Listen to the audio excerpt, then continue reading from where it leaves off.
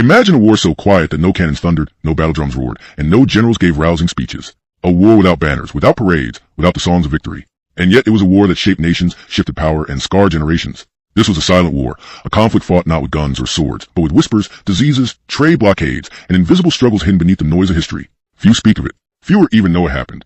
But tonight, as you lie back and let the world slow down, we will journey into forgotten silence of that war. Part 1. The war that hid in plain sight. History often teaches us to remember noise. Great wars like World War II or the thunder of Napoleon's cannons, or the endless cavalry charges across medieval fields. They echo loudly in our textbooks. But what about the battles fought without sound? Wars that shaped lives not through weapons, but through quiet strategies, unseen enemies, and choices made in candlelit rooms instead of on bloody fields? The silent war nobody talks about took place in the late 18th and early 19th centuries, when empires stretched across oceans, and the struggle for power was not only military, it was economic, medical, and deeply personal. This was a war of blockades and embargoes, of ships turned away from ports, of cities starved slowly into submission. It was a war of plagues unleashed by trade, where soldiers never met on the battlefield because disease had already claimed their lives before they could march. It was a war of espionage and coded letters, where invisible ink carried more weight than cannons. And most haunting of all, it was a war where ordinary people, farmers, mothers, children, bore the weight without ever being told they were combatants. Part 2. The Forgotten Blockades. Picture Europe at the dawn of the 1800s.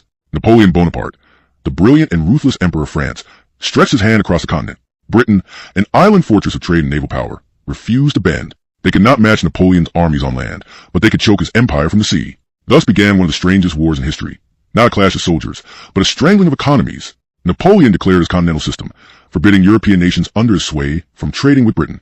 In return, Britain deployed its mighty navy, blockading French-controlled ports, turning the waters of the Atlantic and Mediterranean into walls of silence. No cannons fired in these battles, but ships rotted in harbors. Merchants lost fortunes. Families starved because wheat could not be shipped and medicines never arrived. In Lisbon, in Hamburg, in Copenhagen, people felt the weight of the war, though no battles were fought at their doorsteps. To the world, it seemed like politics. To the ordinary people, it was survival. Part 3. Invisible Enemies. But the silence of this war wasn't just about trade. It was also about the enemies no army could see. Disease, carried along ships and caravans, killed more men than muskets. Yellow fever swept through the Caribbean, claiming thousands of soldiers sent to fight there. Typhus and dysentery ravaged camps in Eastern Europe before any battles even began. It was as if nature itself fought in whispers, silent but devastating. In many cases, empires didn't need to fire a shot. They simply waited as illness weakened enemy garrisons, as hunger eroded loyalty, as despair spread silently like smoke under a locked door. And so, the silent war was not a single event but a pattern of suffering, a reminder that history is not only written in battles, but also in the quiet misery between them. Part 4. Cities under siege without battles. Imagine a great European city, Hamburg, for example. Its streets once filled with the smells of coffee, spices, and freshly baked bread. Merchants called out prices, ships unloaded goods, and taverns echoed with songs of sailors. Now imagine all of that vanishing in silence. The blockade meant ships could no longer dock. Warehouses stood empty. Families who once feasted now scraped together thin soups made of scraps. The baker, once proud of his golden loaves, had no flour to knead. Children pressed their faces against shop windows where nothing was displayed anymore. There were no battles, no generals giving speeches, no armies parading through the streets. Instead, there was a creeping sense of hunger, a whispered despair, and the gnawing realization that war could destroy not only bodies, but also the simple rhythms of daily life. Part 5. The Whisper Network. While the army stood still, another war unfolded in shadows. Spies, smugglers, and secret messengers became the new soldiers. Letters written in invisible ink crossed borders. Couriers carried false cargo, hiding banned British goods beneath piles of cloth or sacks of grain.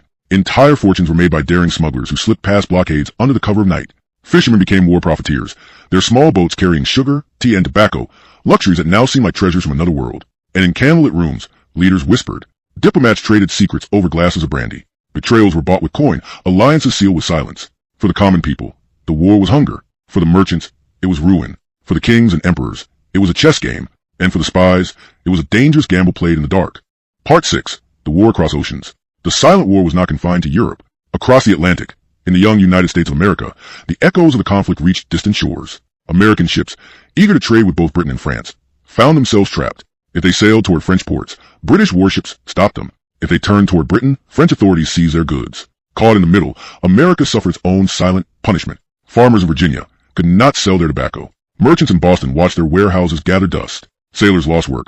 Harbors grew quiet, and anger brewed. This frustration, this sense of being strangled without a shot fired, eventually sparked open conflict. The War of 1812, a war born from silence. Part 7. A War of the Stomach. The most devastating battlefield of this war was the human body itself. Hunger crept like an invisible army, one that no fortress could hold back. In rural villages, farmers who once thrived on trade were left with crops rotting in their barns. Markets stood barren. Families slaughtered their last animals, boiling bones to make weak broths. And when the hunger deepened, illness always followed. Malnourished children grew weak. Fevers burned through families. The silence of empty dinner tables became the cruelest reminder of war. Some historians later said, the war was fought with the stomach more than the sword. And for many, the scars of that hunger lasted long after treaties were signed. Part 8. The Invisible Victories. Though cannons were quiet, victories still occurred, though they were measured not in conquered land but in patience. Britain's navy, strong and relentless, proved that silence to be just as deadly as fire. By cutting France and its allies off from trade, they bled Napoleon's empire slowly, like water dripping on stone. On the other side, Napoleon's continental system, though flawed, reminded Europe of his power. Nations that resisted, like Portugal or Russia, found themselves drawn into larger wars when they refused to obey. The silent war set the stage for louder wars to come. It weakened some nations, frustrated others, and forced decisions that would soon ignite far louder conflicts. Centuries later, when we study Napoleon's wars, we remember the battles of Austerlitz, Trafalgar, and Waterloo. We picture cannons, cavalry, and flags waving on smoky fields. But rarely do we pause to remember the mothers who wept because there was no bread to feed their children, or the merchants who closed their shops forever, or the sailors who sat jobless on docks, staring at empty seas. That silence, the silence of hunger, loss, and despair, was its own war. It did not roar, but it scarred. It did not thunder, but it lasted. And in that silence, history was quietly rewritten. Part 10. The Merchant's Desperation. War is often painted with bright strokes of glory. Victory banners, golden medals, generals remembered in statues. But during the silent war, glory was a word nobody could afford. Merchants, once the lifeblood of Europe's bustling cities, found themselves ruined. In Amsterdam, great warehouses stood hollow, their beams creaking in the damp sea air. In Genoa, proud shipping families who had thrived for centuries now counted their remaining coin by candlelight, whispering about debts they could never repay. Some turned to smuggling, risking capture by naval patrols. Others gambled everything on secret voyages, bribing corrupt officials to let their ships slip through embargoed ports. A lucky few succeeded, returning with cargoes of sugar, coffee, or cotton that sold for fortunes on desperate markets. But for every one of those victories, 10 ships never returned. Some were seized, some sank in storms, and some simply vanished into the ocean, their names whispered by widows along the shorelines. For the merchant class, the silent war was no less brutal than any fought with swords. It devoured fortunes, drowned families in debt, and turned once thriving harbors into graveyards of empty ships. Part 11. The farmers forgotten by history. If the merchants suffered in their counting houses, the farmers bore the pain in their bellies. In the French countryside, barns grown with grain that could not be sold. The continental system forbade trade with Britain, but Britain controlled the seas. So the crops sat unsold, slowly spoiling. In some places, entire harvests were fed to livestock, because it was cheaper to let animals eat than to watch the grain rot. Meanwhile, in coastal towns cut off by British blockades, people starved. Bread prices soared and riots broke out. Women led marches, shouting for flour. Soldiers tried to calm them, but what army can silence hunger? History books rarely mention these riots, these small uprisings that were quickly crushed or forgotten. But they were battles too, battles fought in bakeries and markets, on village greens. The weapons were empty stomachs, and the enemy was silence. Part 12. The soldiers who never fought. Thousands of young men were conscripted into Napoleon's armies during these years. They drilled, they marched, they sang songs of France's glory. Yet many of them never saw a battlefield. Instead, they withered away in camps struck by fever. Typhus spread through crowded barracks like fire through dry wood. Soldiers slept shoulder to shoulder on damp ground, their breaths carrying sickness from one to another. For many, their only battle was against invisible enemies inside their own blood. Mothers never received tales of bravery, only the dreaded letter. Your son has died of fever. These were casualties of war, just as much as any man struck down by a cannonball. But because they died quietly, history rarely gave them a page. Part 13. The espionage game. While farmers starved and merchants drowned in debt, kings and ministers played a very different game, one of shadows and secrets. British spies infiltrated French ports, mapping which harbors still dared to trade. French agents bribed officials in neutral countries, hoping to tighten Napoleon's grip on the continent. Couriers carried letters in boots, hollowed out loaves of bread, even sewn into coats. One story tells of a French messenger caught with a message written in lemon juice, visible only when heated over flame. He burned it in desperation, but too late. The British officers watched the faint words rise in smoke. The man was executed at dawn. This was the other side of the silent war, a war where ink and whispers mattered more than muskets, and where a single letter could weigh more than an army. Part 14. America's Anger. Across the Atlantic, the young United States watched in frustration. American merchants longed to trade, but both Britain and France treated them as pawns. Ships were seized, sailors imprisoned, cargoes confiscated. The silence grew unbearable. In taverns from Boston to New Orleans, voices rose. How long must we suffer someone else's war? Farmers complained that their tobacco rotted in barns. Shipbuilders cursed empty harbors. Families of sailors wept for sons never returned. This frustration hardened into anger. And in 1812, silence broke into sound. Cannons thundered, muskets fired, and the United States declared war on Britain. Yet even here, the silent war lingered in the background. For the real cause was not pride or territory. It was years of slow strangulation, years of being trapped in a war fought without battles. Part 15. The collapse of silence.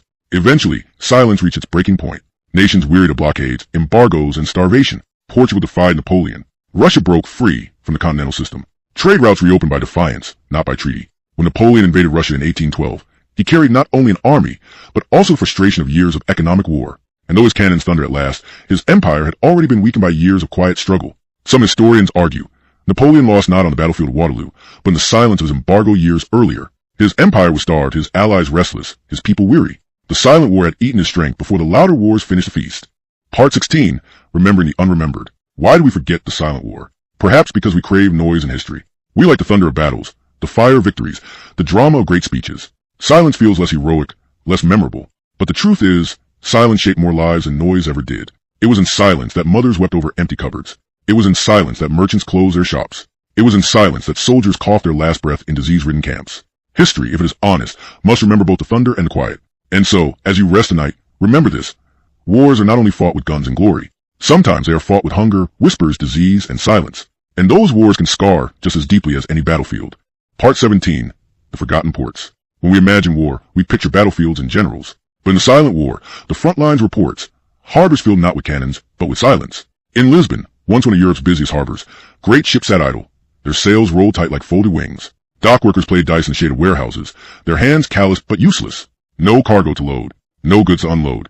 The only sound was a groan of ropes against empty masts.